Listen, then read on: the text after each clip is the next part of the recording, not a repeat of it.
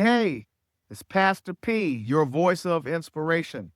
I wanted to come and do a couple of things. First and foremost, PercyMcCraeMinistries.org. We launched our very first live stream last week, May 1st at 8 p.m. on the National Day of Prayer. And we dedicated that time as we collectively gathered with hundreds, millions of people around the nation who were praying, and we decided that we were going to pray for and against cancer. That's my wheelhouse. That's my background. I'm going on my 6th year as a colon cancer survivor. I've been in cancer ministry, providing ministerial support to cancer patients for 30 years. And my resume speaks to that. So if anyone wants to check that out, just go on the internet. You can find anything you need to find there. But the bottom line is that I want to say thank you guys so much who came out and tapped into the stream. Thank you for those that attempted to tap into the stream. We had a little technical snafu with YouTube, but we were able to stream onto Facebook, and most of you were able to tap in there. Just so that you can know that you can go and review that it is now on Facebook, on both of my Facebook pages, Percy McCrae and Health, Hope, and Inspiration on my Facebook pages, as well as YouTube, Percy McCrae Ministries. That's my YouTube channel, and it is also there. Go review, look, share with anyone that is dealing with cancer, anyone that is fighting cancer.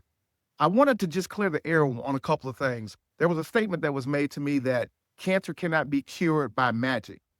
And I agree, it cannot be cured by magic. I'm not a magician, nor do I practice black magic of any sort.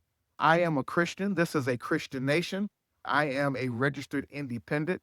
I do not propagate anything left nor right. I propagate all things up toward heaven, because that is where the true kingdom lives and resides. And that is where the King of Kings and the Lord of Lords is throned. And so with that, as Jesus said that now the kingdom of heaven is at hand, we are declaring the principles and the governance of the kingdom of heaven. The only potentate is Jesus the Christ.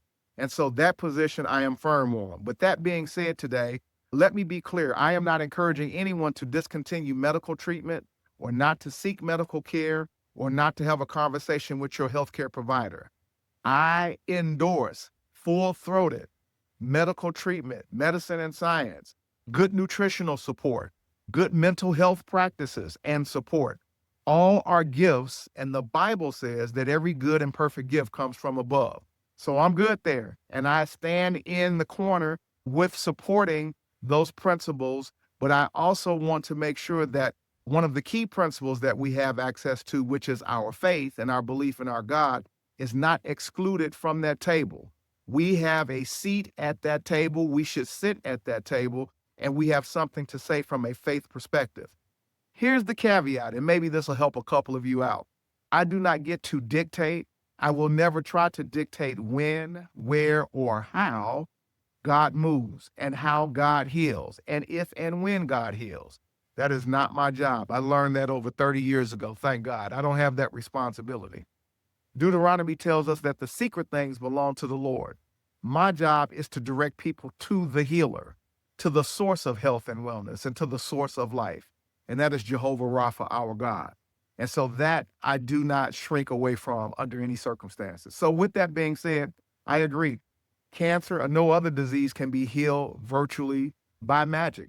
There is no magic here at all. And so with that, we believe in the power of prayer, the power of modern medicine and science, and the power of nutrition, and the power of good mental health.